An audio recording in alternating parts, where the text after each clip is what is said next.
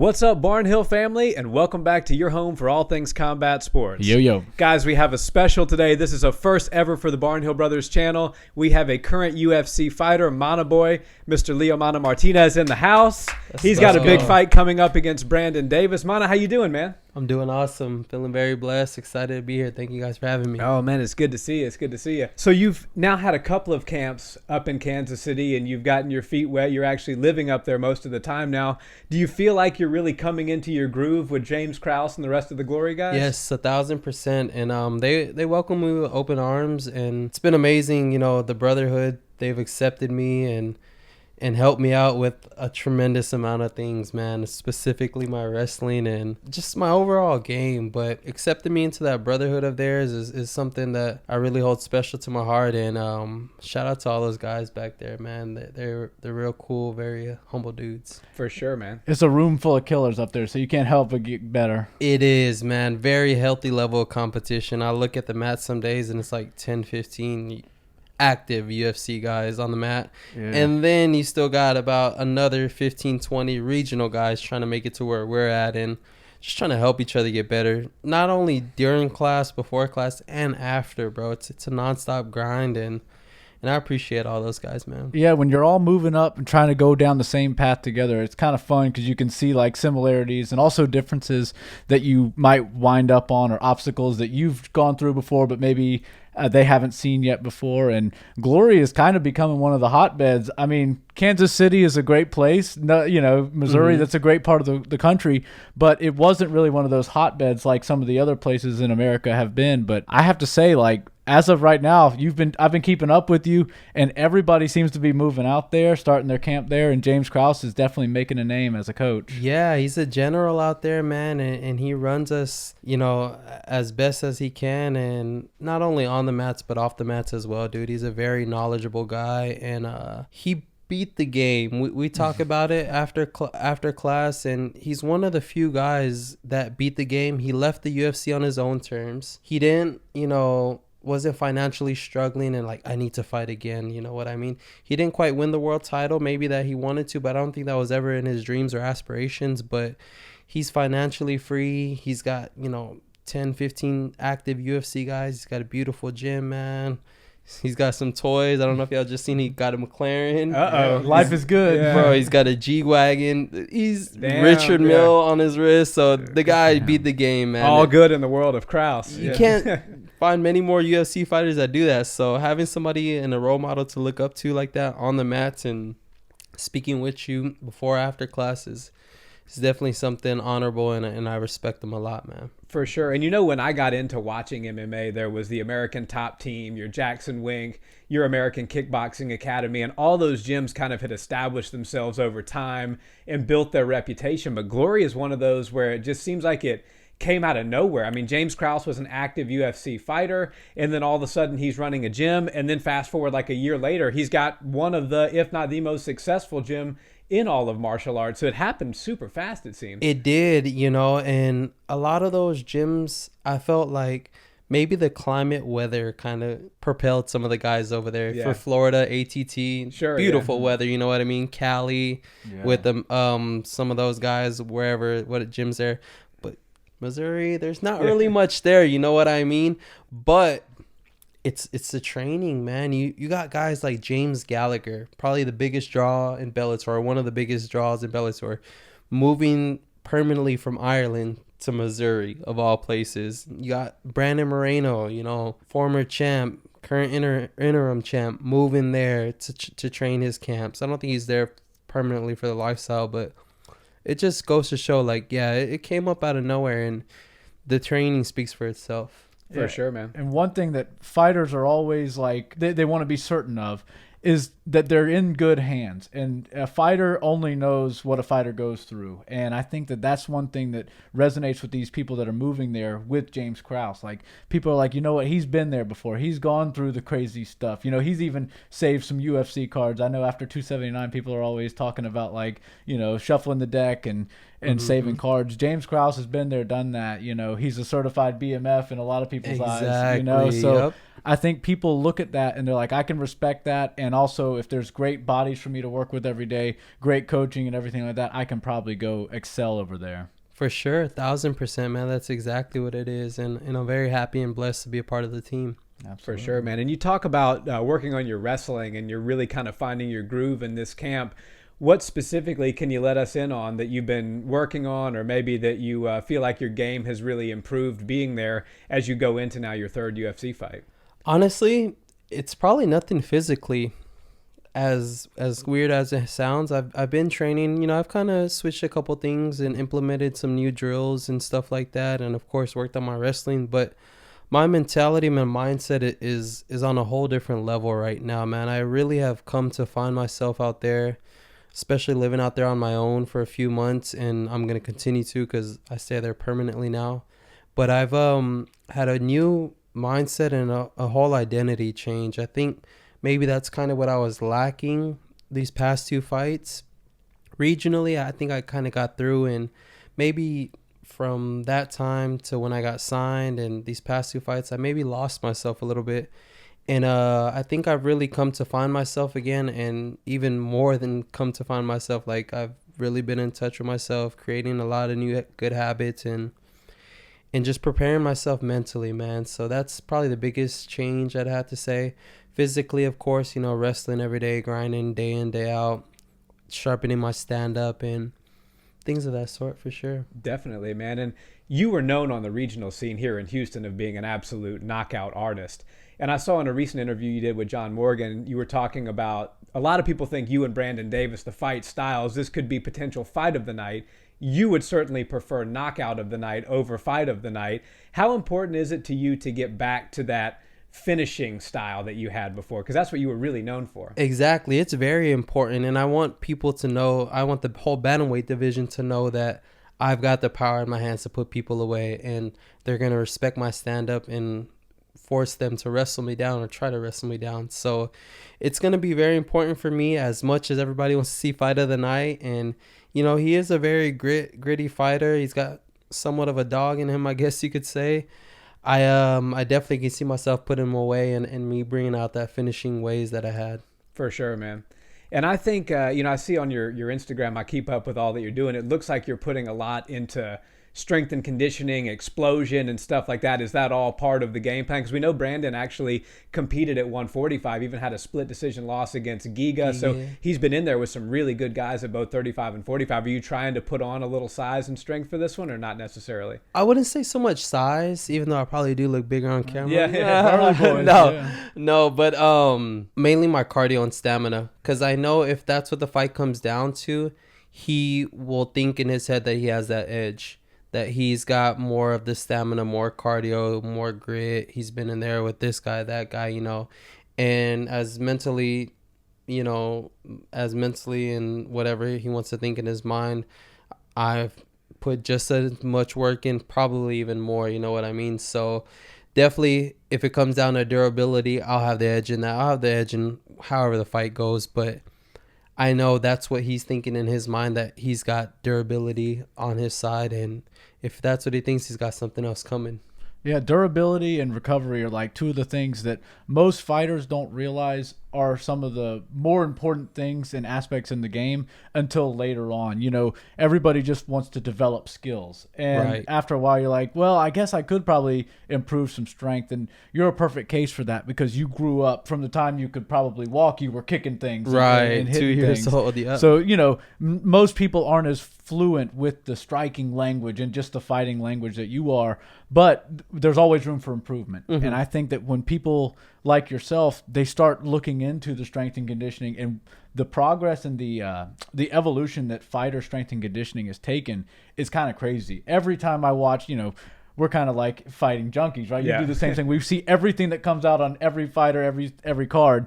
And I'm like, man, the stuff that these coaches and trainers are doing with these fighters are so cool. I always take a couple of things, you know, whether it's a medicine ball slam of some sort or something, and take it to the gym myself and try to utilize it. So I kind of makes the king of the assault bike. Oh yeah, bro, I implemented that as well. Bro, I think I might have seen you do it, and bro, I'll screen record, I'll screenshot. I'm like, I'm doing this drill when I go to the gym. You know what I mean? And if I feel it works, it works. So that assault bike, I go with the 20 seconds on, 10 seconds off. I'll do a 5-minute round of that. Yes. Then I'll head right to the treadmill, about a 7-minute 30-second mile, boom. Then head right back to the salt bike for another 5 minutes, and I'll do that. Keep alternating for about 4 or 5 rounds. And Bro, that's how bro, you it put it on. explodes your lungs, gets your legs pumping, and yeah, bro, king of the assault bike. I don't know if I can get up to 20 minutes, but I can get you for a good 5. Bro, man. that thing is brutal. And if you're adding miles in, I think we could even it out. Right, a little bit. yeah, because But I'm trying to push myself on the miles, and I notice every time I get on the miles, my legs like get lighter for some reason. Yeah. But then when I get to the assault bike, I'm like, here we go, they're bro, heavy. your legs get tired, so your arms start to do more work, and then your arms get tired. So it's like it's a push and pull. But it definitely leaves some people that are working out at the gyms at me at the same time, like the Lifetime Fitness. Yep. They're like watching me, like, what the hell is this guy doing? He's like sweating all over the equipment and like breathing and like screaming and stuff. I'm like, no, this is just a part of the process, right? Bro. But yeah, just to over the whole overall question, it's like, bro, you have to implement and move with the game. It's changing every day, and whether it's strength and conditioning, MMA, you just got to keep evolving and adding new things to your game. Most definitely, man. And speaking of the game itself, you are in what I think is the most exciting division in all the sport, bantamweight. I mean, we have TJ Dillashaw, who's going to be fighting for a title this coming pay-per-view card. We've got legends, and we have a ton of up-and-comers that are super talented, just like yourself. What does it feel like to be in what I think is the hottest division in the sport right now? It feels awesome. I've always been a competitive guy since I was young, whether it was playing like dodgeball at recess or kickball or, just coming up. When I even played baseball, I was super competitive. And what better way to be a competitive person in the most competitive division, and that being the bantamweight division? It's a Shark Tank, dude. You got old school guys, like you said, not necessarily old school, but older guys like Dillashaw. Then you got young and up and comers like myself, and it's a hotbed, man. 135 is definitely a stacked division, and I couldn't be more excited to be in it. And especially with this new mindset and mentality that I have, it's like I can see myself up there with those guys. As crazy as it sounds, I know what I'm capable of. I know how long I've been training for, the effort, everything I put into it. And whether you choose to believe me or not, I'm going to show you. And that'll start by me getting my hand raised next Saturday. For sure. Yeah, it's always hard to take somebody's opinion of themselves, and people always try to dismiss that stuff. But coming from somebody that has sparred many, many rounds with you and worked with you for a long time now, I can tell you that it seems to me you were reaching like a peak, and then you were like, I'm going to go make these adjustments, move over to Glory, get the help over there. And I'm really excited to see the evolution, even from the past few months since we trained together last, how far you've come. Because one thing a lot of people don't realize that don't watch the sport, but everybody that watches the sport closely realizes, is the lighter weights, the lighter you go in the weight classes, the more technical and more skillful the fighters are. And man, 35, they might seem like they're smaller guys to you, but trust me, they walk around just as big as everybody else, and their skills are just next level because you're constantly having to deal with 45ers, 55ers, even 70-pound fighters.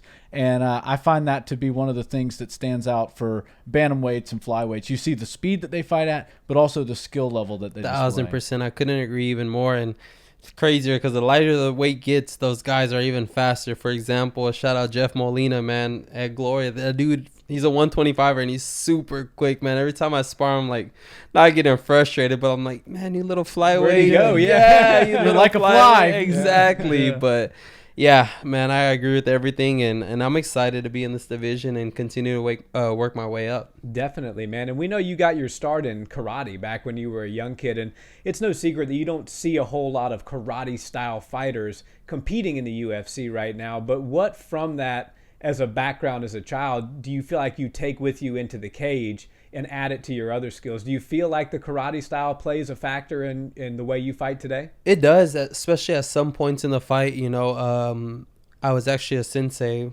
pre-COVID, and we had our own karate school and dojo, and I would always teach my kids, and the two words that stuck out to me was indomitable spirit. And I think that's what I have. As you can tell, my last fight didn't go my way, but third round, as much as I was down 2-0 in the scorecards, or however you want to say it, I went in there that third round. I had that indomitable spirit, and I showed everybody what I'm capable of, man.